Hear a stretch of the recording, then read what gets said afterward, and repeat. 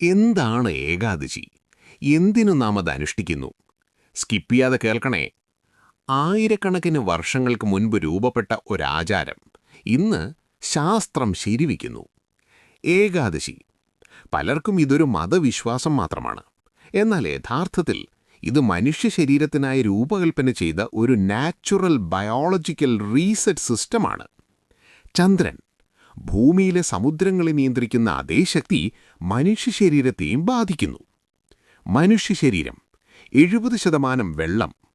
ചന്ദ്രചക്രത്തിലെ 11ാം ദിവസം, അതായത് ഏകാദശി, മസ്തിഷ്കത്തെയും നാഡീവ്യവസ്ഥയെയും ചന്ദ്രന്റെ ആകർഷണം കൂടുതലായി സ്വാധീനിക്കുന്ന ഘട്ടമാണ്. ഈ സമയത്ത് ഡൈജസ്റ്റീവ് സിസ്റ്റം സ്വാഭാവികമായി സ്ലോ മോഡിലേക്ക് പോകും. ഭാരമേറിയ ഭക്ഷണം കഴിച്ചാൽ ഗ്യാസ്, അസിഡിറ്റി, ലെഥർജി, മനസ്സിലെ അസ്വസ്ഥത. അതിനാലാണ് പണ്ടുകാലത്ത് തന്നെ ഈ ദിവസം ശരീരത്തിന് വിശ്രമം കൊടുക്കുക എന്ന ആശയം വന്നത്. ഇന്നത്തെ ശാസ്ത്രം ഇതിനെ വിളിക്കുന്നു ഇന്റർമിറ്റന്റ് ഫാസ്റ്റിംഗ്. ഉപവാസ സമയത്ത് ശരീരം ഒരു പ്രത്യേക പ്രക്രിയ ആരംഭിക്കും. അതിൻ്റെ പേര് ഓട്ടോഫേജി.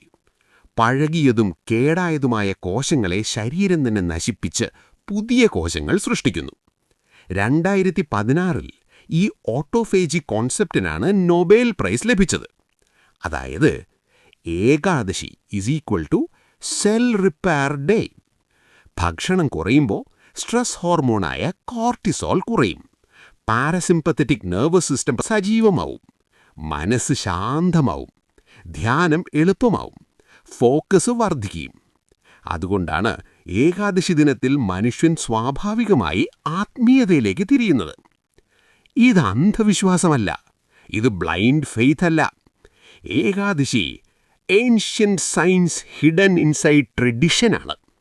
ദൈവം പറഞ്ഞതുകൊണ്ടല്ല, ശരീരം ആവശ്യപ്പെട്ടതുകൊണ്ടാണ് ഏകാദശി.